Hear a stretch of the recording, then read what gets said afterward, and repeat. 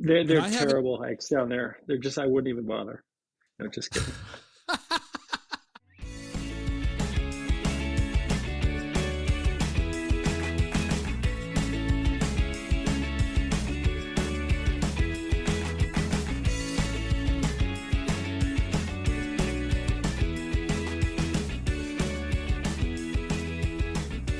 Welcome to the Exploring Washington State podcast. Here's your host, Scott Cowan. Okay, well, welcome back to this episode of the Exploring Washington State podcast. Today, my guest is Roddy Scheer. Roddy, I was introduced to you because of a book, but I'm on your website and I'm seeing photography, I'm seeing writing, but music. So I want you to introduce yourself, but I'm going to put you on the spot. I want to hear about the music first before we talk about what you were planning to talk to me about. Okay, great. Yeah, I've been strumming a guitar since I was a little kid, and as a teenager, I got into some bands and recording on little cassette 4 tracks and stuff, and I basically continued those adolescent pursuits through my adult life, and I've been in a series of, as I call them, old man bands, and yeah, so I still have a lot of fun doing it, and I still do a ton of home recording. Okay. And now I can release all my music that I want out onto all the streaming services because it's so easy to do that now. So I decided when I turned 50 that I would let the world hear all the stuff I've been recording in my basement for years. So it's all streaming out there now. That's cool. All right. Well, thank you for playing along when I throw you under the bus just to start the episode out. But we are here today because you've just released, well, your publisher just released it, but your book, Oregon and Washington's Roadside Ecology. And I'm going to tease you about the Oregon part. But and so we got 33 easy walks through the region's amazing natural areas. And first off, as I told you before we hit record, I'll say it now, but the record button, this is an impressive looking book. So congratulations on not only a nicely written book, but it beautifully, the photography is beautiful. So we'll delve into that. But what's the backstory? How'd you end up on this project? Yeah, well, the concept is basically borrowed from Mountain Press is a publisher. They had a series that they started releasing in the early 70s called Roadside Geology. And that's a series of books which details geological features and curiosities around the given region covered.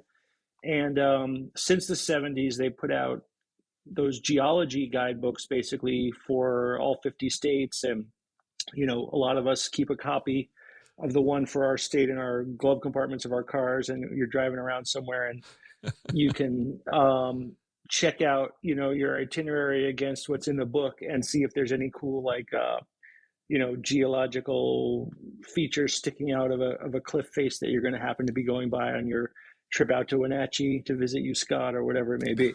So that idea sort of spawned the idea of a Roadside Ecology series, kind of along the same lines where you could be driving around a given region, like the Northwest in my case, and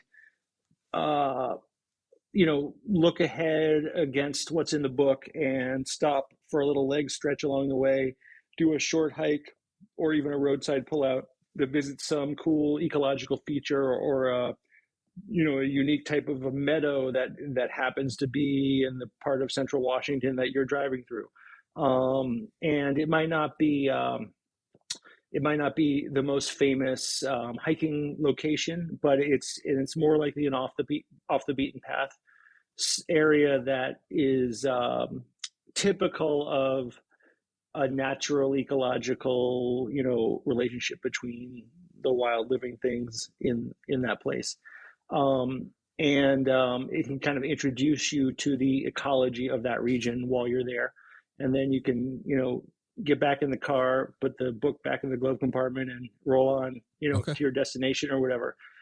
So it's a great way to kind of, you know, if you did all the hikes in the book, there's 18 in my home state of Washington and 15 in Oregon. But if you did all the hikes in the book, you'd be driving all around the Northwest, basically, seeing a lot of really incredible, beautiful areas, for the most part away from the city.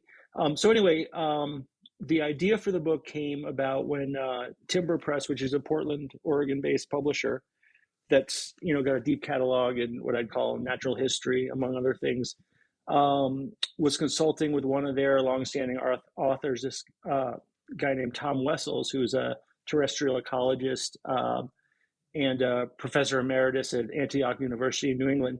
He was consulting with them on a new book that he could write for them, and he suggested the roadside ecology concept, basically, and said that he would write the first one for New England, which he did, and they put that out in September 2021.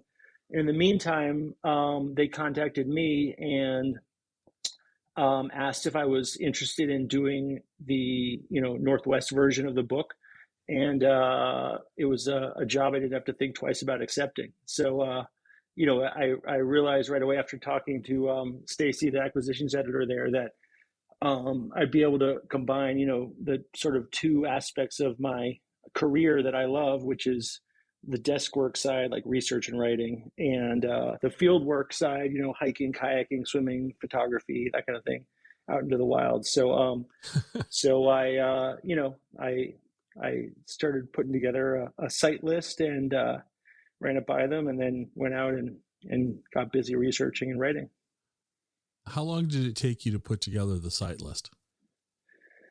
Well, I'd say probably about 2 weeks of, internet research, basically.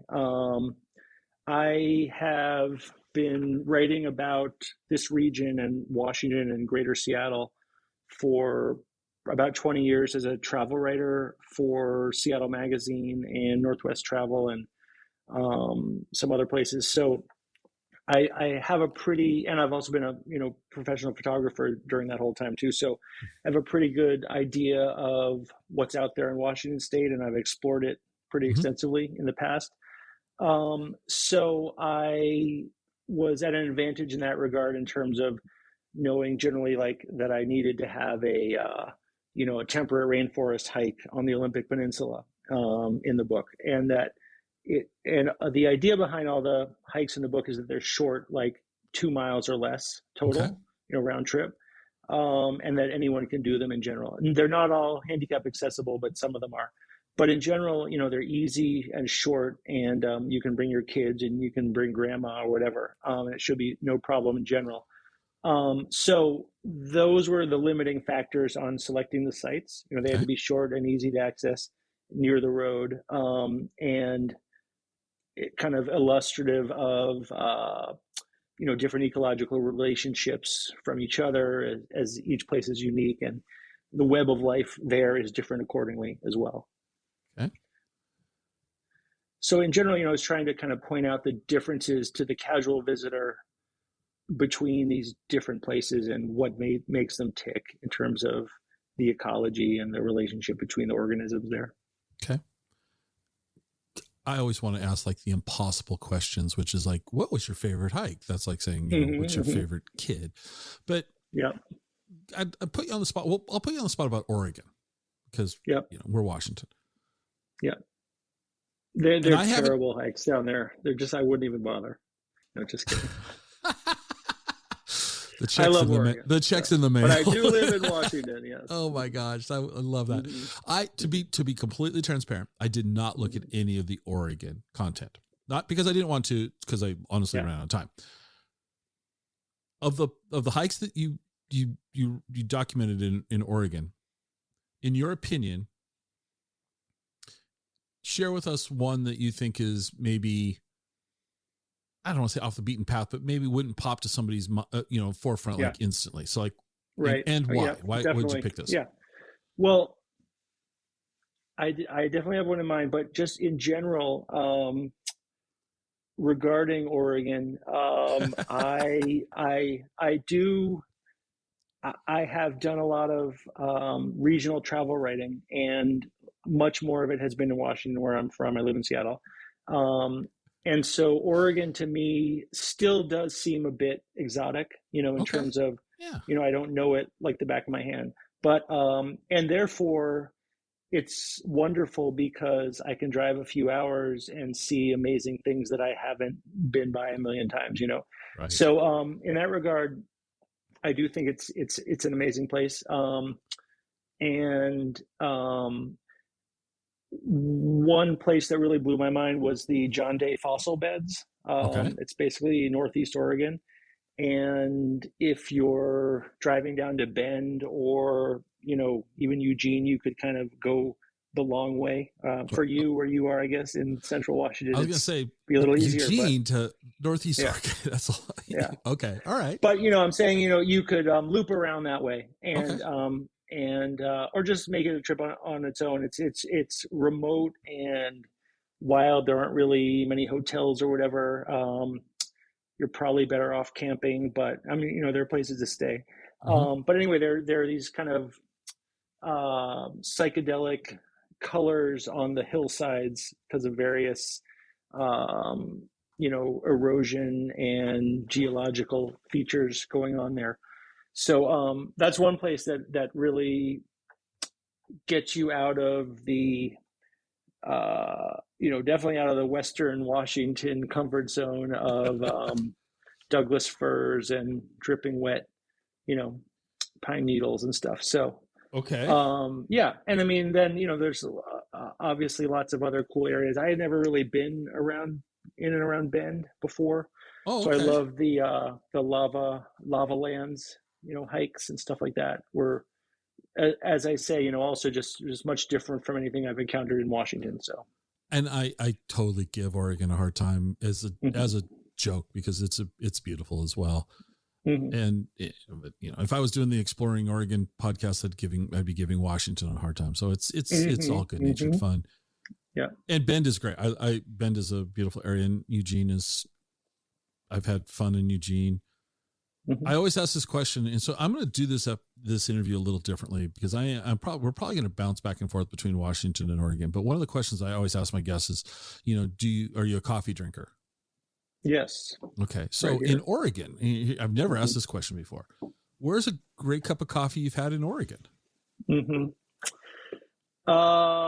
Yeah, I don't know about that one really. Really? Yeah. You can make this up and no one will fact check it. Come on. Yeah. Right. Okay. Yeah. I'm not a super coffee connoisseur, so no, you don't have to be. It's just I'll drink diner coffee. I drink gas station coffee. Yeah. Let me think. I'll tell you where you can't get it, and that is in southeastern Oregon. I mean, that is one place. If you look on my map of the book, the title, there's maps at the beginning of each section, and there are sites, all over the states, all over the two states, but there's no sites in southeastern Oregon because I drove around in there, and there was definitely no $5 coffees anywhere, in that part of the country. So I'm going to rephrase my question from now on. Where's the best place to get a $5 cup of coffee? Yeah. Okay. All right. So when I'm just kind of fascinated by the whole book process. Did you do this? Did you go down to Oregon and do all the Oregon part? Or did you go to, or did you mix and match, or how did you go about this? This is a strange kind of assignment or travel trip, doing this kind of a book because I live in Seattle with a wife and kids, and I have regular responsibilities, here, work and otherwise, at home. So my time to get away from those responsibilities is limited. So to do a book like this, you really have to hit the road. I have a VW, camper van, so I'm all set there. But you have to, Euro van with a pop top. Euro, okay, all right. Yeah. I was gonna say you were a brave man if you took it with the old van again, or dare I say the bread loaf. Okay. Right. No, not that. So anyway, I kind of picked the sites, and then I spent about, I guess, really mostly 2 weeks driving around Oregon, basically, covering the whole state, doing all the 15 hikes covered in the book. They're all short hikes, but they're so they don't necessarily take a long time to hike them each. On the one hand, on the other hand, I'm taking a lot of pictures along each hike, and each picture requires being on a tripod and all this stuff. So it takes me a lot longer to hike 2 miles than the average bear. You'd still probably be faster than me. Even with taking your photos, I'd still probably pull up behind and go, I'm done. Okay. Yeah.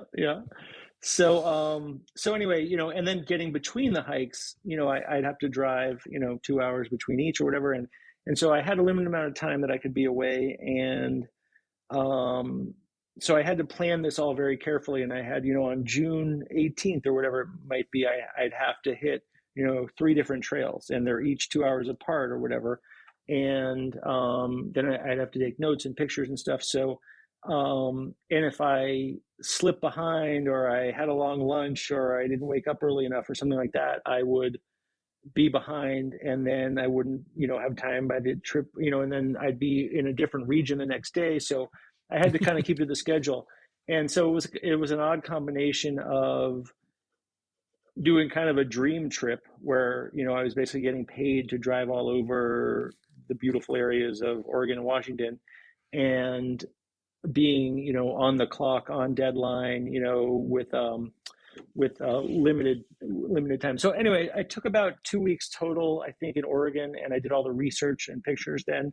And then likewise, I did about probably another 2 weeks at a different time frame, a month later or so, in Washington. Actually, Washington, I did 3 different week-long trips, or even shorter instead, because I live here.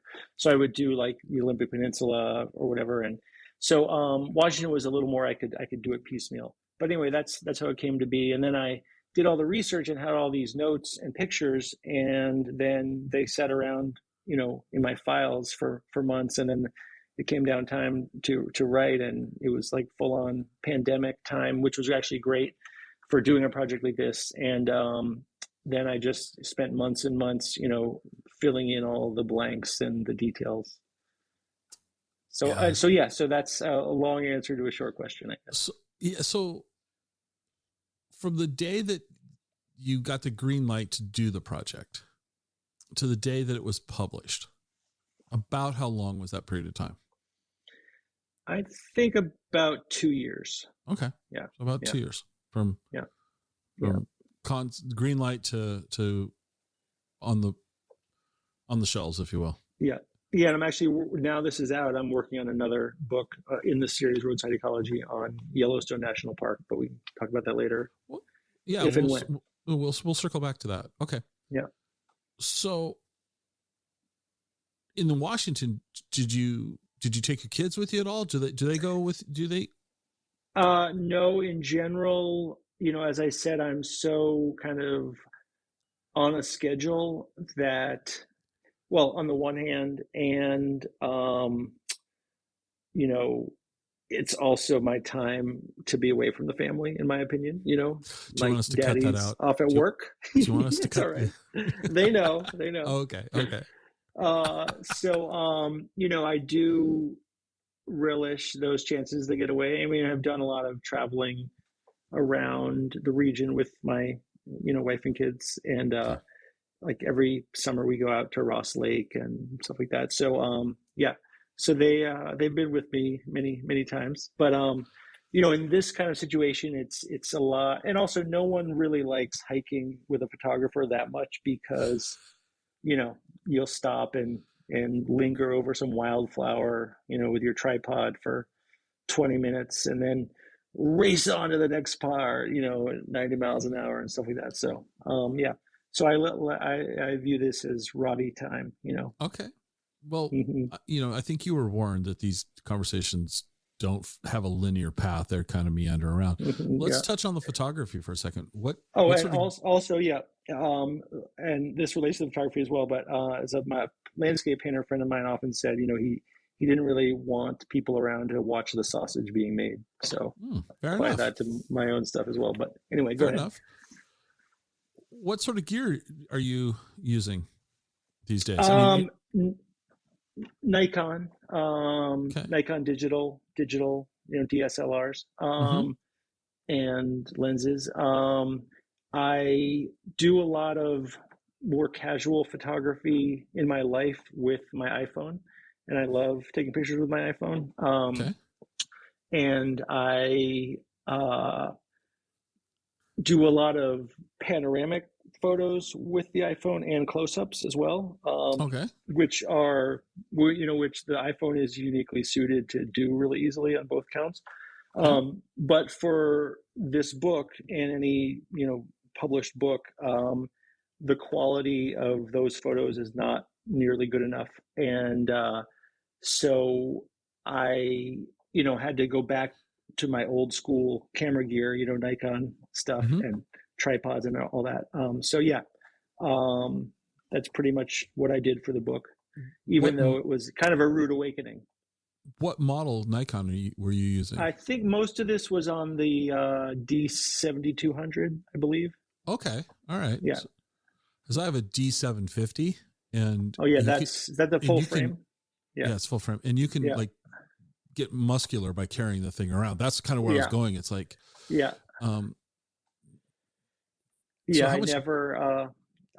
is the smaller sensor than what you have. So that's a great camera body too. But I was wondering, is like, I had this vision of you schlepping around, multiple camera bodies and I do have a few bodies, and I also have been doing a lot of shooting with Sony A6300, and I've been getting into that a little bit, and I use that a lot for time lapses.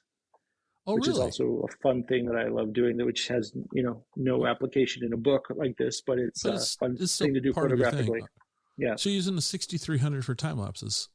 Yeah, I mean, those things have, they're basically little computers with sensors on them, and they just do all the intervalometer is built in and really easy to set at whatever settings you want, and just pop the thing on a tripod, and it's amazing. I can use my Nikon glass on it because it has an adapter. So, I can do a time lapse with a Nikon fisheye lens or whatever on the Sony body.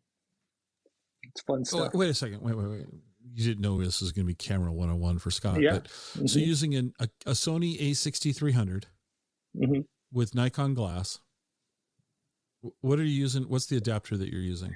I forget what it's called, but it's a simple, just a little like sort of one of those step-up ring type things. Yeah.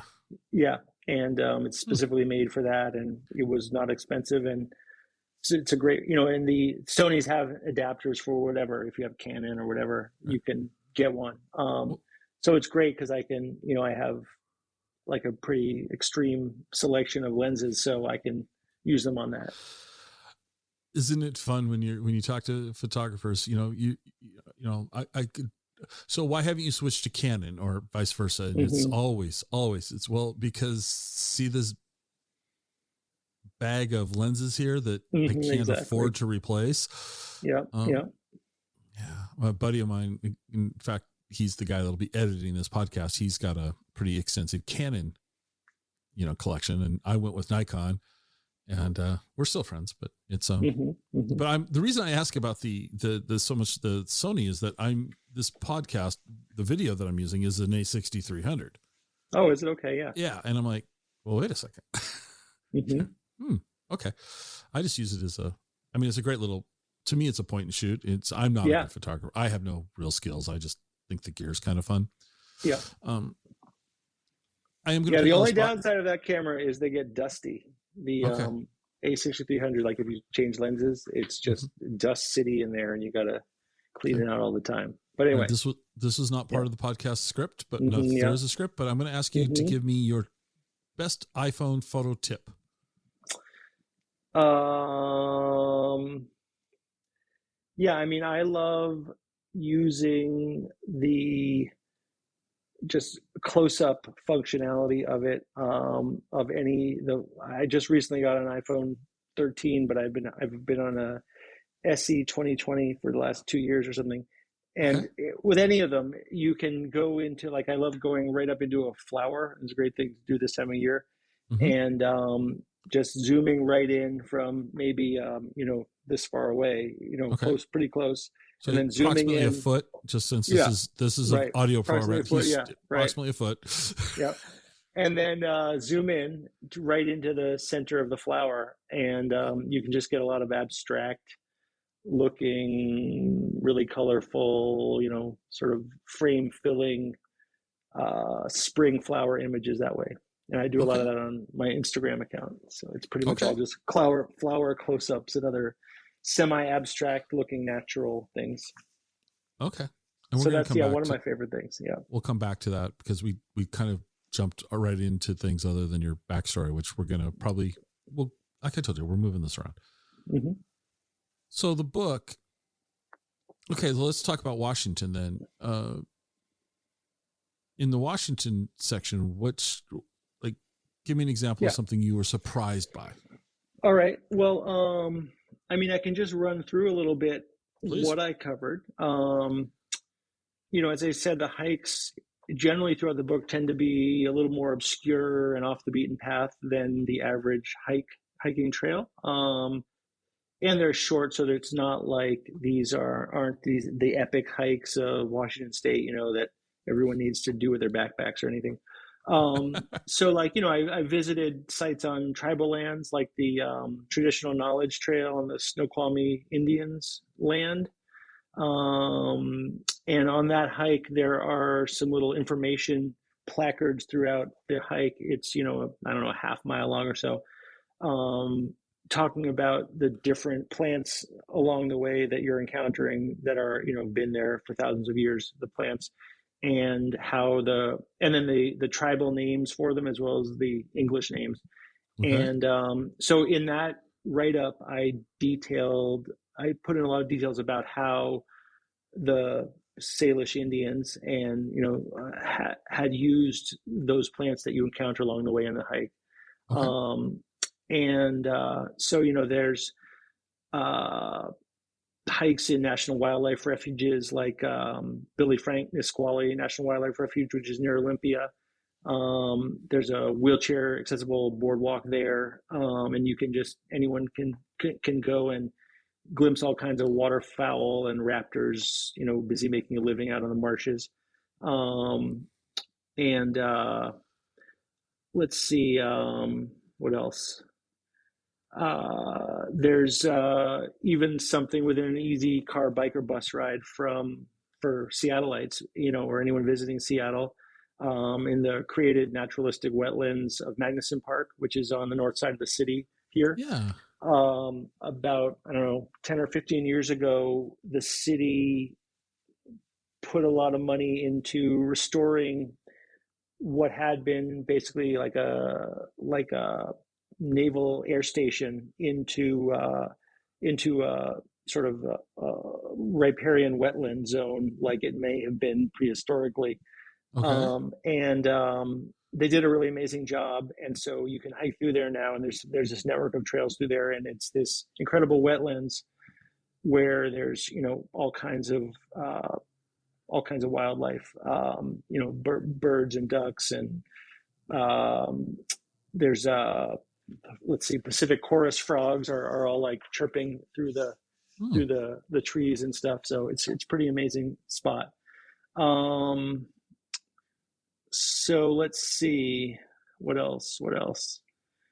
A few of the hikes are along well-known trails and national parks, and I included them to showcase particular ecological features there, and as a jumping off point for other, exploring in those areas. Like, for instance, one of the hikes in the book is Nisqually Vista Trail at Mount Rainier, which is right near Paradise. You can basically access it from the Paradise parking lot. It's a short trail. It's paved, but it goes through this beautiful subalpine fir forest and leads to an overlook of the Nisqually Glacier, which is a big, huge, shrieking glacier on the south-facing flank of Mount Rainier. So I think it's like about a half mile each way. Anyone can do it, and it gets you out into the forest, among the trees and berries and wildflowers and wildlife, which are, I go into a lot of detail about all those things in the chapter. Right.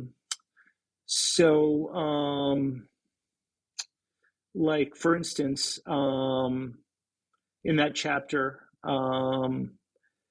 I go into a lot of detail about the dominant tree species there are subalpine firs, and they, and talk about what makes them tick biologically, reproductively, evolutionarily, et cetera. And then, in between those trees, there's cascade asters, Indian paintbrush, Roosevelt elk wandering around, deer, all kind of commingling in this really biodiverse kind of, preserved setting that is really kind of otherworldly. But then, so I describe all those details, and it might be a little more than you want to know, or, it might be, but either way, it's sort of educational. And I sort of envisioned myself trying to be descriptive like Thoreau in Walden. I don't know if you ever read that, but I read that back in school, and I was really pretty bored stiff by it, although I do love Thoreau and I love Walden, and it's been very inspirational to me over the years. But so I was trying to combine that kind of attention to detail and celebration of the ecology with a little more sort of punch and spice, basically, to make it interesting to read. So that was sort of the goal. And then I'm also trying to, besides going to the ecological details, I'm also trying to tie it in the big picture when and where I can throughout the chapters, like vis-a-vis climate change and biodiversity and habitat loss. So like in the Nisqually Vista chapter, for instance, several paragraphs are devoted to the issue of climate change and the effects of it that you can actually witness along the trail. Like, for an obvious example would be the shrinking glacier as the focal point of the hike, and how, due to climate change, since, 1860 or so, that glacier has retreated 1.5 miles. And, that's important because it nourishes the downstream valleys with a slow trickle of melt off every summer. And the plants and animals down below are dependent on that and have evolved along with that kind of a setting. So if that goes away, and those could be gone by, 2030, 2040, 2050, we'll see, it's going to affect everything down below. So, and I also drill down a little deeper and discuss how the warmer temperatures from climate change are causing the subalpine firs there to expand into neighboring wildflower meadows. And those meadows have nowhere to go because, as temperatures get warmer and the trees rise up the mountain, the meadows can't rise up any further. I mean, as you go higher up a conical mountain, there's less land as you go higher and up. So, the meadows are going to be gone, eventually, potentially, theoretically, thanks to global warming, as the trees rise up and get further, higher elevation wise. So, in theory, in the future, there might not be amazing wildflower meadows all around the flanks of Mount Rainier like we're all used to going and seeing in the summertime. So, I try to tie in the big picture and kind of the little picture about each of these spots. And that's kind of the goal of the book, and to teach people something about, how these things are all interrelated and why we should appreciate them and visit them. And I think we, should all, slow down just a little bit and pay a little bit more attention to our surroundings and be a little more present. I'll step off my soapbox, but, that's kind of just because we all tend to, rush through life and not, at least I do. Yeah. I can't, I can only speak for myself and blame myself for that. But so you drove around the 2 states, you took in all these shorter hikes that would be something that's openly accessible for most everybody. Any big takeaways that you came away from with this project? Well, really, that nature really is pretty much outside all of our doorsteps, and that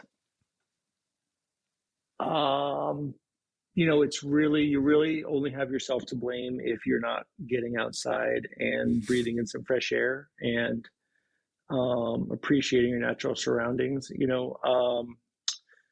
because it's so easy to do. And it's amazing out there, and all of us are so locked into our screens and our, phones.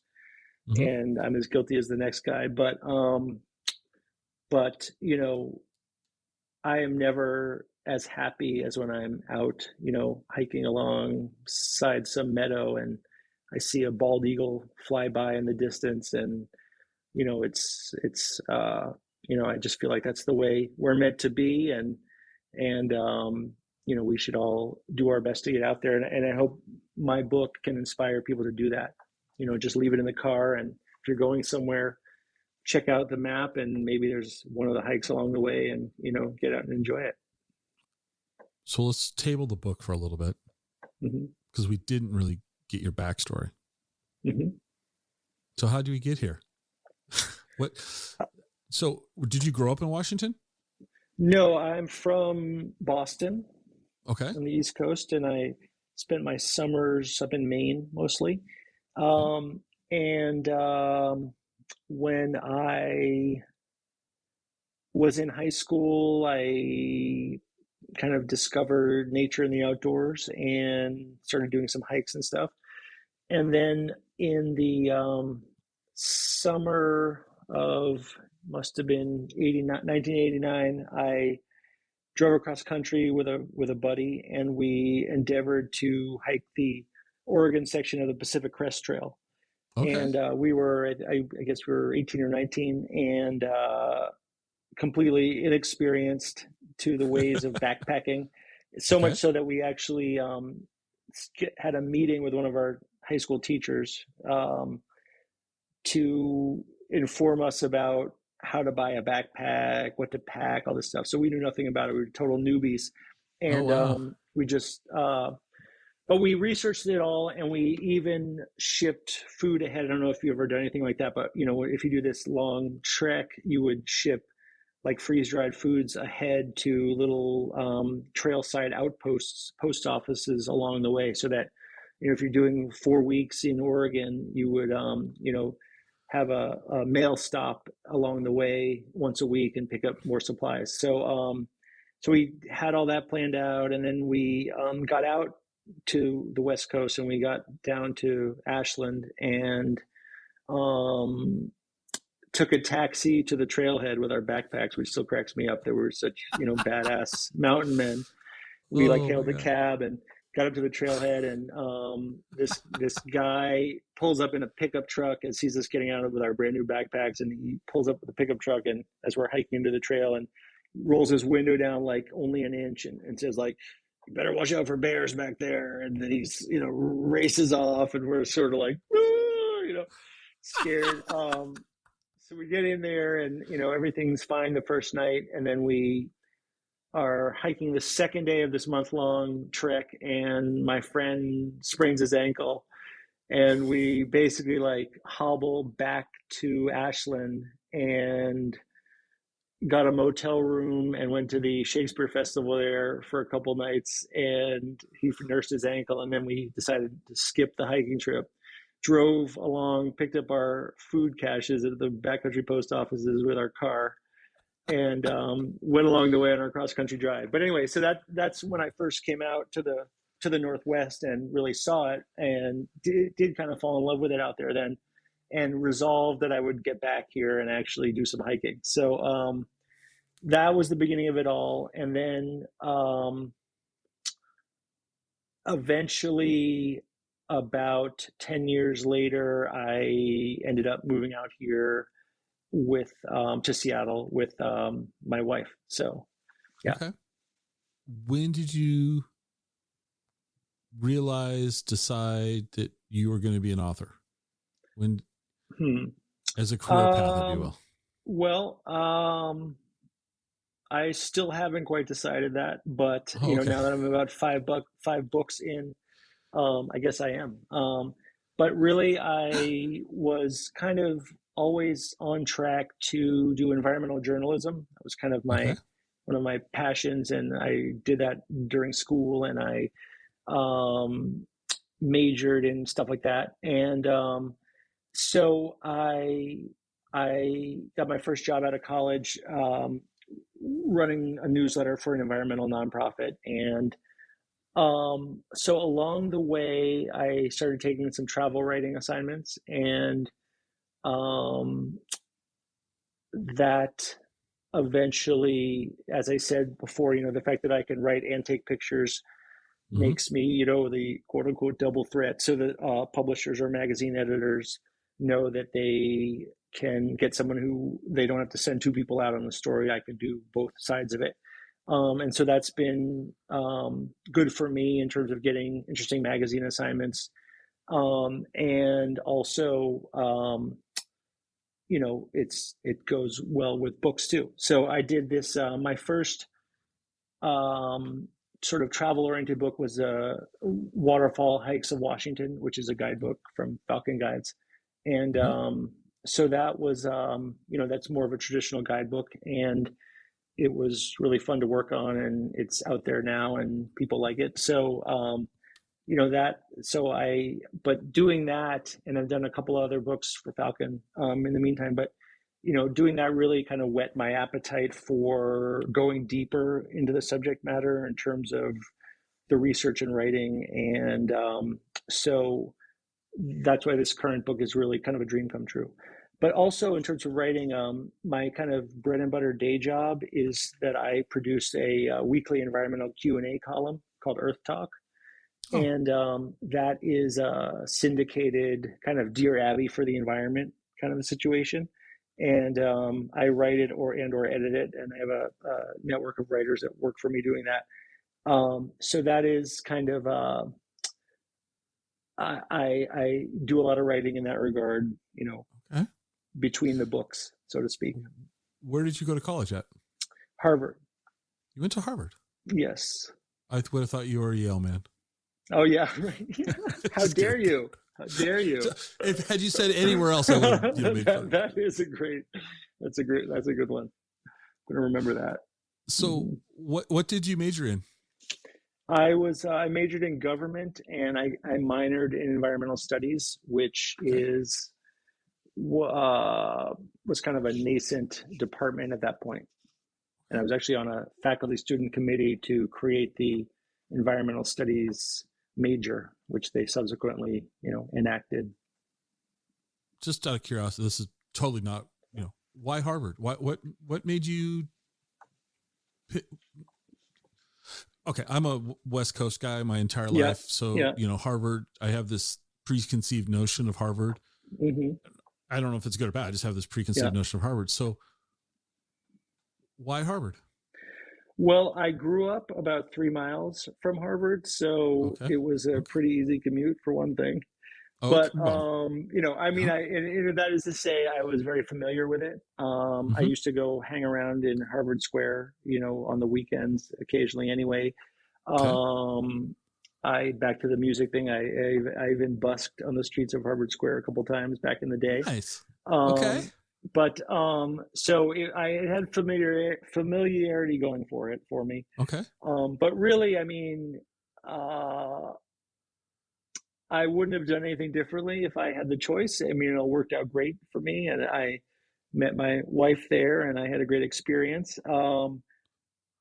But when it comes down to it, if you can get in, it's hard to turn it down. So sure. No, I'd say that's the real reason I probably chose it at the time.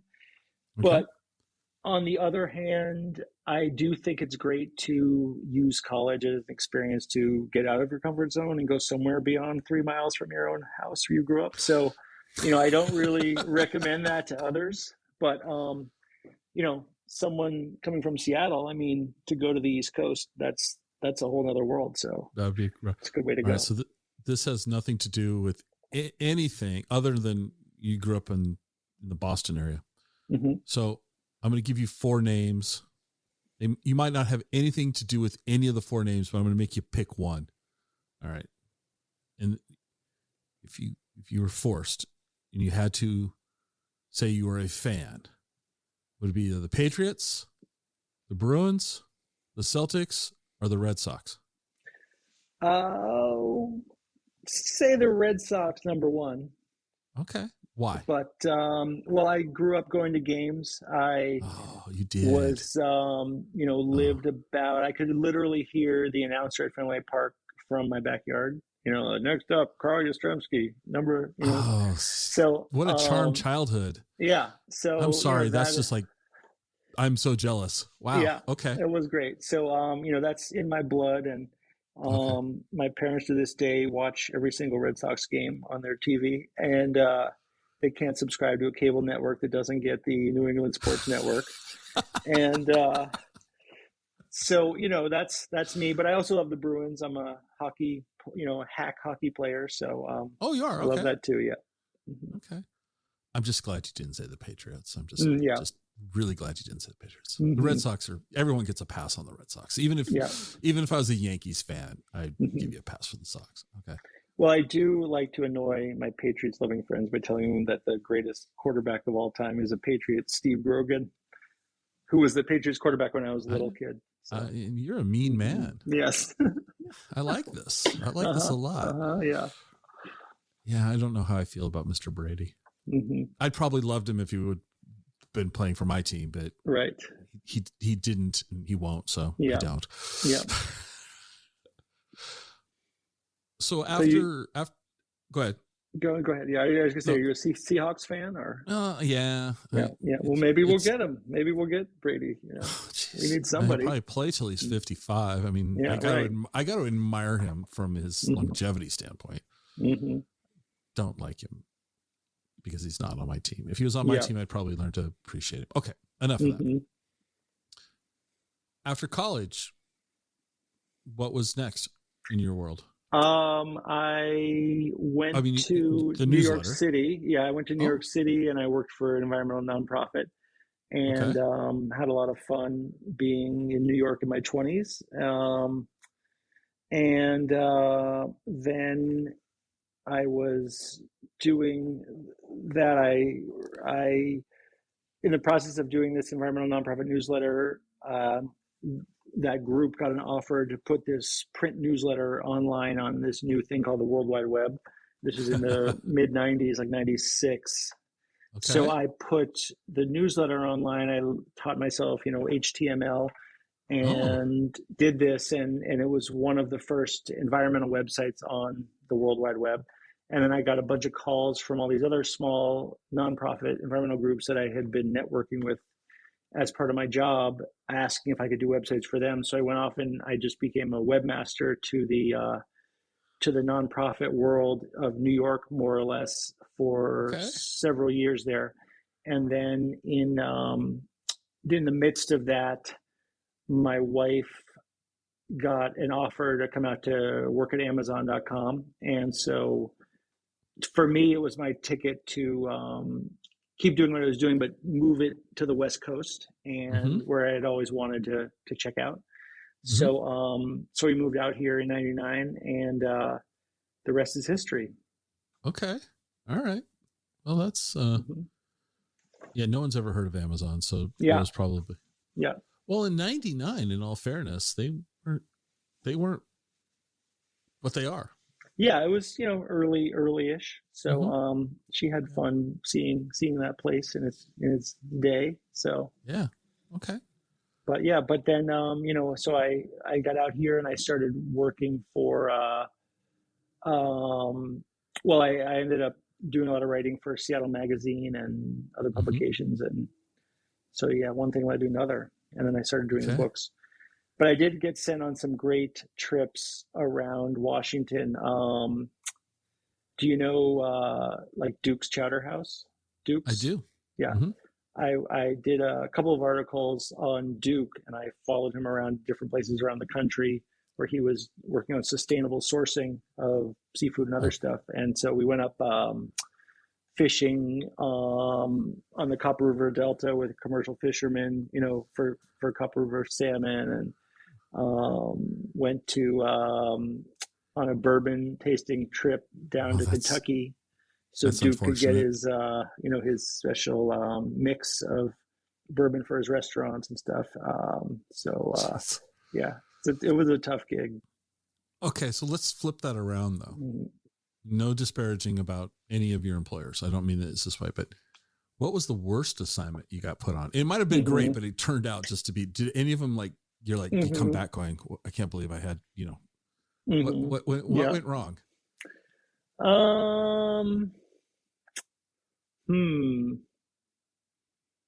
Let's see. I don't know. Some of those Olympic Peninsula rainouts, that's okay. When you're just getting drenched and you just don't want to go out and do anything, Yeah. That's, when you're just kind of Washingtoned out, you know what I mean? That's really the most thing I can think of, Okay. Oh, that's completely legit. I mean, yeah, but I also love the rain and I love being out in it and stuff. So, but, all right. Anyway, and the last year, I don't know how it's been where you are, but probably not as dreary, but it's getting dreary here, and cold. See, that's why we left, is I felt it was 10 months of gray. And I know that's not fair, but I was living in the Puyallup area, working in the Olympia area. Yeah. And it was 28 miles from door to door, 45 minutes to 4 hours at the worst in traffic. And I'm like, this isn't rewarding anymore in that sense. Yeah. And, so I wanted to spend more time with my father and my mom. And, I never thought I could get them. They were both, born and raised in Tacoma. Right. I mean, I could never imagine getting them to leave. And, one day I said, hey, how do you feel about, I'm shortening the story, but basically my parents' component is like, hey, how would you like to move to Wenatchee? And they're like, why? And I said, well, because, we're thinking about doing it and I don't want to leave you guys behind. I'm the only child, blah, blah, blah. And they go, well, we'll come over and take a look. And they said yes, which if I was a betting man, would have never, I'd bet on the Mariners to win the World Series before I'd take that bet, about my parents. And, we moved over here and I was able to spend, the last few months of my dad's life spending time with him, which was amazing. I wouldn't have probably been able to do that in the Tacoma area. And have you seen The Shining? You've seen The Shining. Yep. Yep. I felt I was Jack Nicholson this winter here. We got 3 feet of snow in a day here. And I never lived anywhere with that much snow. And so I was at home. And I like being at home. Yeah. But it was bad. But it was still blue sky. Over the west side, that gray. It is tough for me. And I don't mean to be disparaging about the Western Washington, but the gray. So I have a couple of questions because you're multifaceted. So we're going to come back to coffee. Coffee in Seattle? Yep. I guess I should ask you Dunkin' Donuts or Starbucks, but that sounds like that's a good question for me, given that I'm a masshole at heart. Dodos is my bread and butter. But so where do I go in Seattle, or is that? Yeah. Where's a good place for coffee? Herkimer. That's my choice. Okay. Have you heard of that or been to one? I have. I've heard of it. I have not had it, but I've heard of it. Yeah, they do their own roasting, and they, it's a cool company. And there's one right near my house in the U District. So. Okay. And I always bring that with me when I'm visiting friends and family on the East Coast. I bring a couple of packets of Herkimer for them, so they can get that true Seattle vibe in their coffee. And do they like it? They do like it. Yeah. Okay. So since you're doing music on your website and all that, I'll ask you the question I typically ask musicians. And you might not be able to answer. I don't know. Where do you like to see music performed in the Seattle area? Well, there's no question. I have a favorite. There's several great venues, as I'm sure you know, but the Sea Monster Lounge in Wallingford, that is the be all and end all for me. I've never been there. Yeah. It's one of my happy places on the planet. And Okay. it's this little hole in the wall in Wallingford on, off 45th Street. And Yeah. they have live music, I think 6 nights a week now. And some of the best musicians in town are dropping in and sitting in, and it's a great place to Okay. go. Have And then you I ever love the played there? Tractor. I have played there, yeah. You have? Okay. The Tractor Tavern I love. I love the Tractor. Yeah. Who have you seen at the Tractor? Let's see. I mean, been there a few times, like the Mother Hips, Chris Whitley back in the day, Moondoggies, Okay. a lot of Seattle bands. My band played there a couple times too. So you've played the Tractor. Yeah. Mm-hmm. Excellent. Humbucker was my band then. What was the name? Humbucker. Humbucker. Mm-hmm. All right. Yeah. So how would you describe another place Humbucker? I loved is the Rainbow. The Rainbow that's long gone. It was in the U District. Yeah. Yes. Yeah. Okay. Mm-hmm. Well, but U District, you didn't say the Blue Moon. How come? Right, the Blue Moon, I like that too. Yeah. Yeah. Definitely. Played there as well. I've been to the Blue Moon. Yeah. Yeah. So I'm older than you by about a decade. Mm-hmm. And the U District in the mid 80s was way different than the U District today. Mm-hmm. There were some great venues, and there still are great venues, but there were some great venues when I was in my 20s. Yeah. Astor Park. I liked to go to Parker's back in the day. But honestly, I just think the Tractor's, there's something about the Tractor that I just, it is great. It's just such like a big wooden room. Like you're almost like you're in a big ship or something, Yeah. And it's not that it's special in the sense like nice, but there's just something about that room that just, the Tractor Tavern. Yeah. That's okay, cool. Yeah. We talked about it. We alluded to it. We'll come back to it now. Yosemite. Yellowstone. Yeah. Yellowstone. Yellowstone. Yeah. Okay. Yes. I'm supposed to be accurate. I even do that. But yeah, okay. So when I turned in the Oregon Washington Roadside Ecology manuscript, my publisher said, they liked it a lot and thought I really, captured the spirit of the assignment, and they were looking to expand on the theme of roadside ecology by doing some national parks versions of them, which is, I think, an even better application of the concept than doing like a statewide version or whatever. So they asked if I was interested in doing one for Yellowstone National Park, sort of the same theme, where I drilled down on all the ecological details of different short hikes.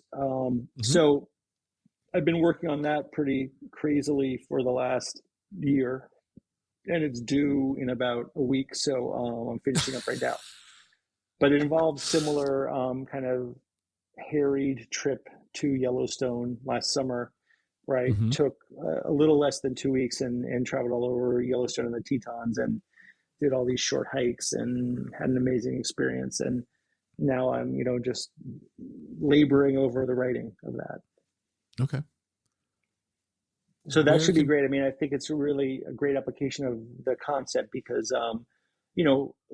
probably, many of us have visited or would like to visit Yellowstone. And if you bring this book with you or read it before you go, you'll be really enlightened as to what you're seeing and how it all works. Are you, as the author of the Oregon and Washington Roadside Ecology, are you going out? Are you going to bookstores? I mean, I will do a few talks. Okay. Yeah. I have one scheduled in, I believe in May, late May, at Third Place Books here in Seattle, or maybe the one up north. I'm not sure. And I'm working on a few other potential things, but I'm going to do a slideshow, which will feature a lot of the photographs, some of the photographs from the book, and then I'll talk about some of the things that we've talked about and other stuff. So that should be fun. That would be a lot of fun. Yeah. I can't believe I'm going to bring up Oregon. What about Powell's? I mean, maybe. I'll see what Timber Press lines up for me. Yeah. But I figure they're the experts at that. So I'm just trying like to do what I'm told. Do you like to do talks like that? I haven't done a lot of it, and I feel like it's a fun opportunity, but I also dread it a little bit. I wouldn't want it. I personally would terrify me. Mm-hmm, yeah. Yeah. Personally. And it would, but I think I'd like to be in the position to be terrified. How's that? Mm-hmm. I'd like to, be put in that position. Well, the nice thing about doing it in Seattle, I did one for my waterfall book, was that, a lot of friends show up, and as long as they don't, hammer on with the heckling too bad, then, it feels like my friends would heckle audience. me. I would, yeah. I'd want to be anonymous. I wouldn't want my friends to show up. Right. Yep. They're definitely queuing up the stupid questions. That's for sure. Oh yeah. And ones that, they would know it's not me too. Mm-hmm. So when you're not writing, what do you and the family like to do for fun in the greater Seattle area? Well, skiing, which is winding down now. But I went cross country skiing a few weeks ago with my wife, and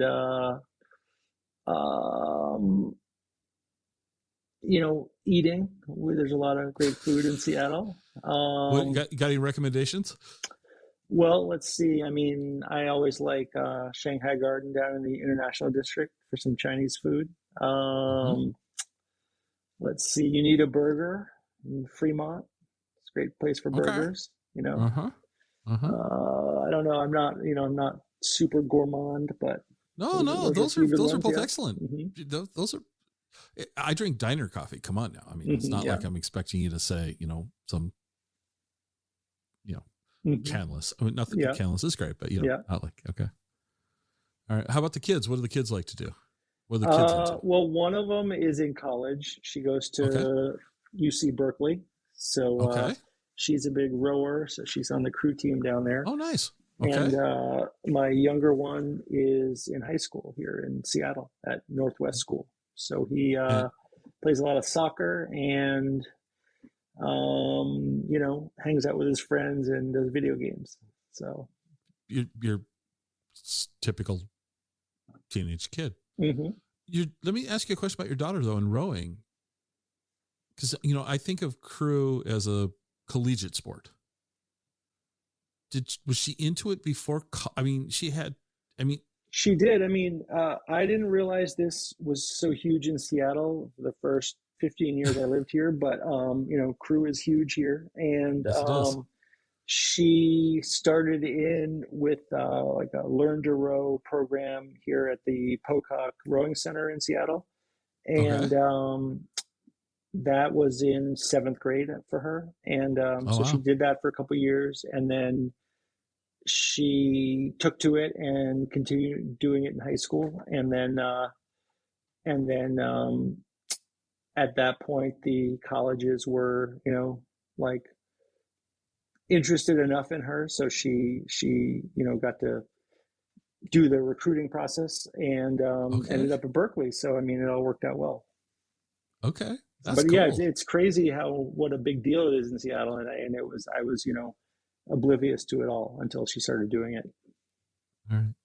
But I thought of it as more of an East Coast thing. I'm from the East Coast, and I knew, right, the head of the Charles and the preppy, New England crew racing, but I didn't think it was part of the, I'm a kayaker, I'm in Seattle now, and, I like to see where I'm going, not in this backwards crew stuff. Okay. Mm-hmm. Well, we can never ask all the questions in these episodes, because we've got to keep it between the navigational beacons to some degree, even though I struggle with that. But what didn't I ask you that I should have asked you? I think you pretty much covered it all. I guess regarding the book, as I think I mentioned, I really view it as something to inspire people to get outside and to use the chapters kind of as examples of things you can do and to let them lead you to greater adventures beyond these short little roadside hikes, and going deeper and exploring further. And I will, I'll chime in and say it's a beautifully done book. I mean, I told you that before we got started, and I'm just like, your publisher sent me a copy, and I was like, oh, this is a pleasant surprise. And I opened it up, and I'm like, this weighs more than I would. I mean, it's full color, beautifully done. Yeah. Yeah. They let me go on and on and on. So, kudos to you. Mm-hmm. Well, I want to thank you for taking some time to talk to us today. I'm sure our audience will learn something. I know I learned something, which is always good. Well, thank glad we you agree so about much. Brady. I'm glad we agree about Tom Brady, just to put that out there. And you're probably like going, okay. But thank you so much. And I'm looking forward to seeing, if you're going to be at Third Place Books, I might just come and heckle you. Just warn you about that. I will let you know. You're well qualified at this point, because you know more about me than most people. Awesome. Thanks so much. Thank you, Scott. Great to talk with you, and look forward to hearing the episode. Yeah.